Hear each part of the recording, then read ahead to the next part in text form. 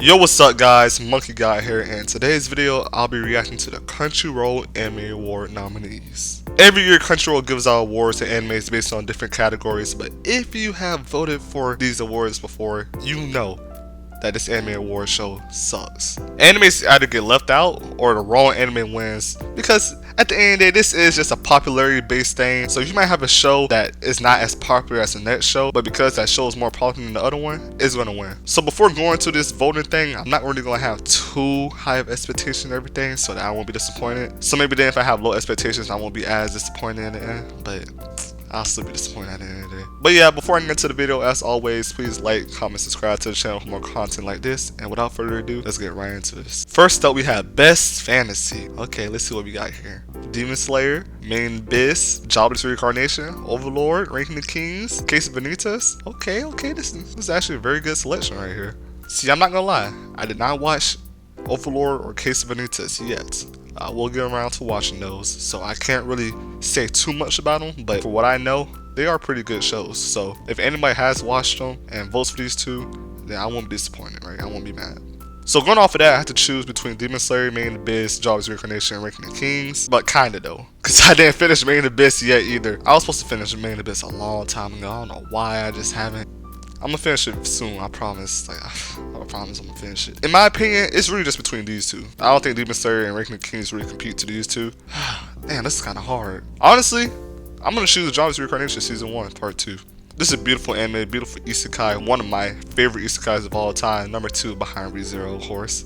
I'm not mad at the choice whatsoever, but if anybody picks Main Abyss, I won't be mad. And those other two I heard, not that bad either. But for me personally, I'm going to choose Jobless Reincarnation Season 1 Part 2. Next up, we have my favorite category, Best Romance. We have Call of the Night, Kaguya-sama, Call Me Can't Communicate, Love at the World Domination, My Dress Up Darling.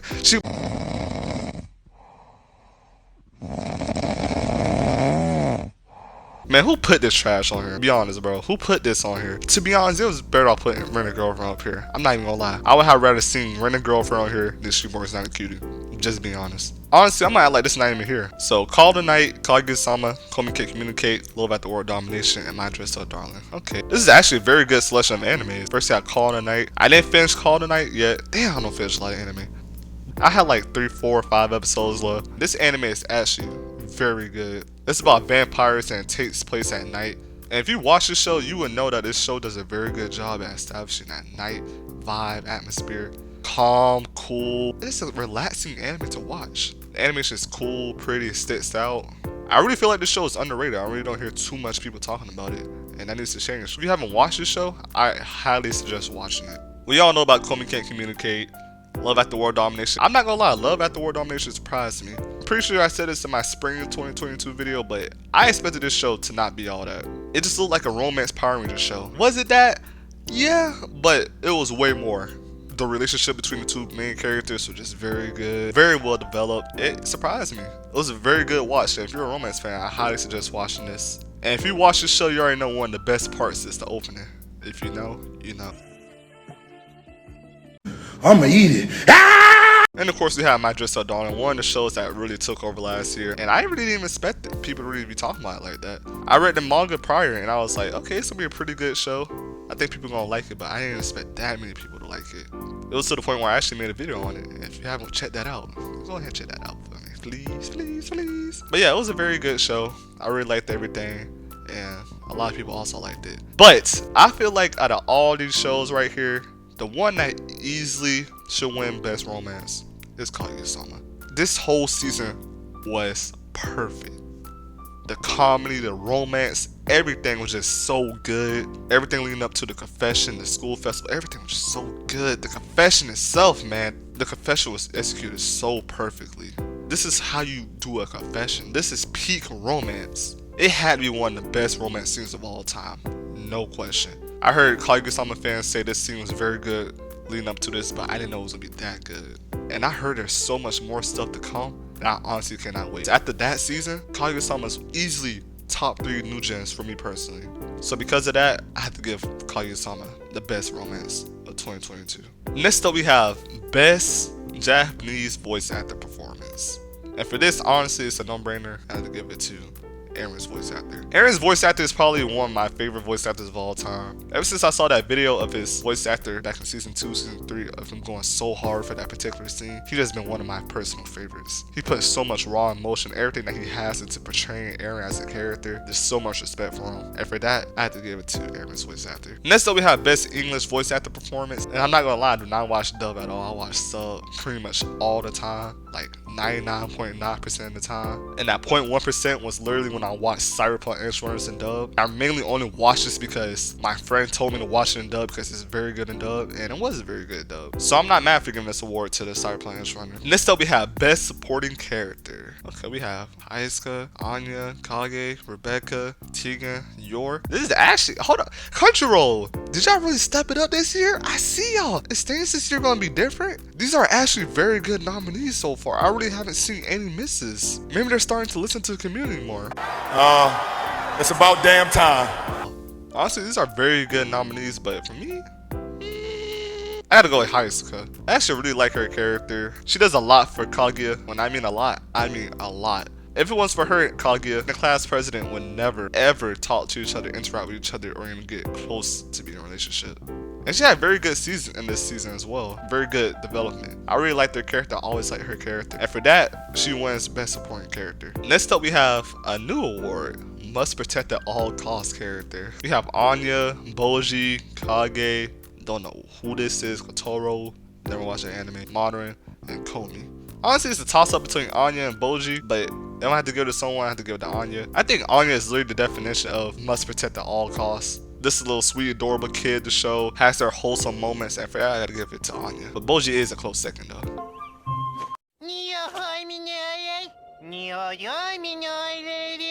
Next up, we have Best Action with Season 4, Part 2 of Attack on Titan, Cyberpunk Edge Runners, Demon Slayer, JoJo, Licorice Recoil, Spy X Family. One thing I would wish they would have added to this whole award, because I know this is not going to pop up eventually, Summertime Rendering. If you haven't heard about Summertime Rendering, highly suggest looking it up. A very good show, probably one of the best shows of 2022. It wasn't on Crunchyroll or anything like that, so that's why people probably don't know about it. I can guarantee you that if you watch it, you will say the same thing as me. If you like ReZero, you will like that show. That's all I gotta say. But getting back on topic, best action is Demon Slayer. The scenes, the animation, the fights that we saw last year, we honestly didn't even deserve that. Ufotable always goes hard with the animation. They make sure to go above and beyond with anything that they touch. Demon Slayer last year broke the internet like a couple times just because of how good everything was. Easily the best action here. Next up, we have Best Comedy. Kaguya-sama, Kotaro Lives Alone. Did not watch that. My Dress Up Darling, Spy Family, Uncle from Another World, and Yo Boy Komi. See, hold on. That doesn't make sense. How is Yo Boy Komi here, but I didn't see Summertime Rendering yet? That kind of doesn't make sense to me. Maybe Summertime Rendering is on the Crunchyroll Anime Awards, but we haven't seen it yet.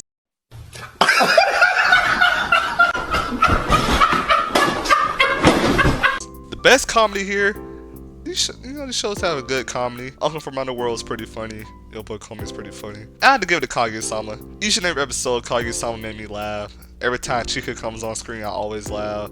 The rapping scene that they did was pretty good. And that Kaguya patting her pocket doing a little dancey dance scene was pretty good too. Peak comedy, peak romance, man. Good job, Kaguya-sama. I gotta give it to you. Next up, we have Best Drama. Honestly, for this, I gotta go to 86 Part 2. 86 Part 2 was so good. One of the best mechs I have seen in a while since Neon Genesis.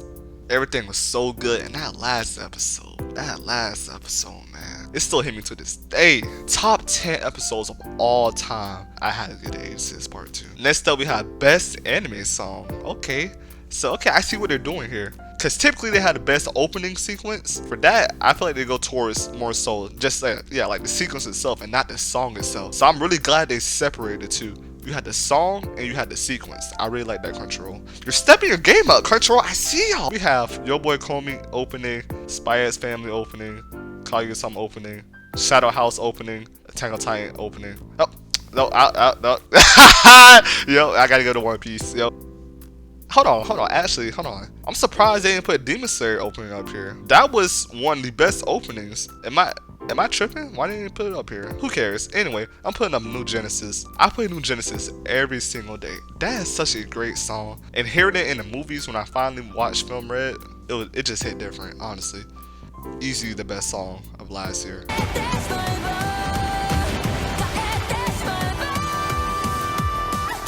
That's that real music, man. Come back home.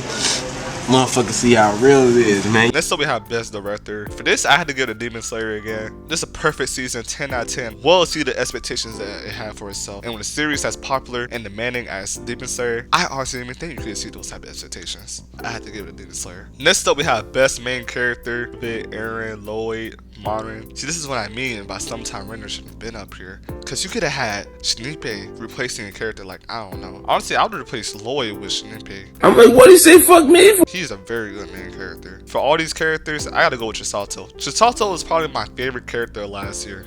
She's everything that you would want in a character. Funny, badass, cute, great development, great backstory, perfect. Just a great overall character. She's honestly one of my favorite characters of all time. I had to get to Chisato. Next up we have Best Opening Sequence, Yo Boy Comey. I really like the attention that Yo Boy Comey is getting. Thank you, Crunchyroll. Spy Family, Ranking of Kings, Attack on Titan, Cyberpunk Edge Runners, Demon Slayer? Say, hold up, wait a minute, something ain't right. Wait, so hold on. How Demon Slayer get here for Best Opening Sequence, but not for Best Song? This is easily a top 2 song of last year. That makes no sense to me, Crunchyroll. This is your first L. Well, really 2 L's because you didn't put Summertime Render on here. Please, Crunchyroll, you gotta do better, just a little bit better. But I see the improvements that y'all making, so I'm not gonna get on y'all too bad. For this is actually very hard for me, honestly. To be honest, the only one that I don't like that much is Spy Family Opening. It's really just a pick between these 5. I can see any of these 5 winning. I guess I gotta give it to the Rumbling. The Rumbling had such a great sequence. It had me hyped, it had me ready. Even though I really don't even care for Attack on Titan like that anymore, I still really like the opening sequence in itself.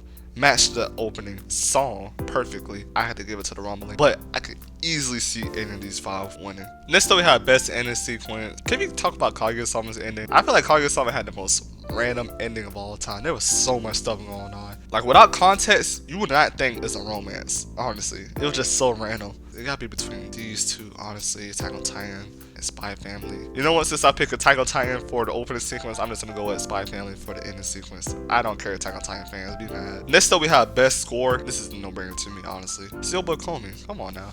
This show is literally just all about music, and it's actually great music. It's actually crazy because now that I think about it, Yo Boy Comey is probably not gonna win any of these awards. A lot of people haven't watched Yo Boy Comey, so they're gonna automatically be like, oh, what's this? And then go choose a song like Attack on Titan. It's sad because Yo Boy Comey is actually a good show, and it really does deserve some awards, but it's not gonna win no awards. But I know you're good, Yo Boy Comey. I know. Next up we have Best Film.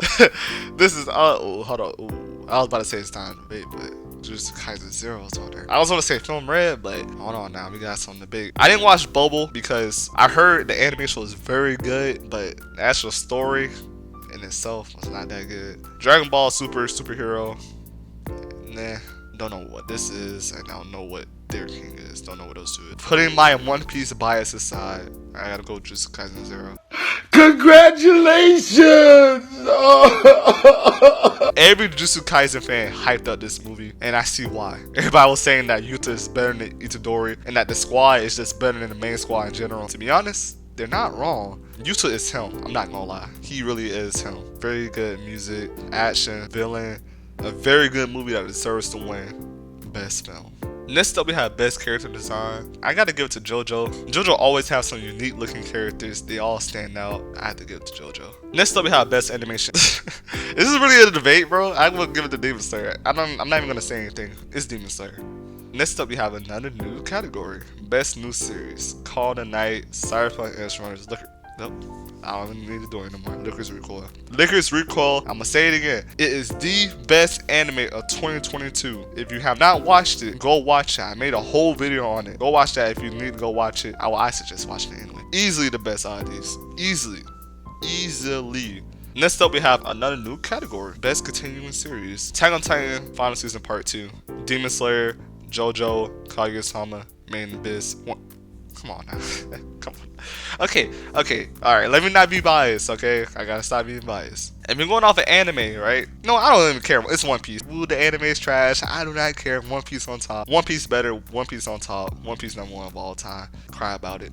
Here, like, how much? How long is it? Like, how deep is it in your throat right now? Let me know. Next up, we have best original anime. Mid, Licorice Recoil. Finally, we have anime of the year. Attack on Titan Final Season Part 2, Cyberpunk Edge Runners, Demon Slayer, and Licorice Recoil ranking the kings by his family. And like I said before, and like I will always say, I will keep on preaching this, Licorice Recoil is the best anime of 2022. The most complete anime, opening, ending, characters, plot, perfect. And there you guys have it. That's the end of this video. I have submitted my unbiased, completely right answer for each and every award. I already know that most of the stuff that I pick is not going to win. This is all popularity based. So a lot of this is probably going to be Attack on Titan, Demon Slayer, and Cyberpunk Edge Runners. And that's something I expect. I really didn't expect anything else, to be honest. But even so, I'm still going to vote for the anime that I believe should win each award, regardless of if I know it's going to win or not. When the actual awards do come out, I'm going to make another video reacting to the winners. I know it's not going to happen, but hopefully at least some of the animes that I chose to win the award will win. Thank you guys for watching the video, and I'll see you in the next one. Connor.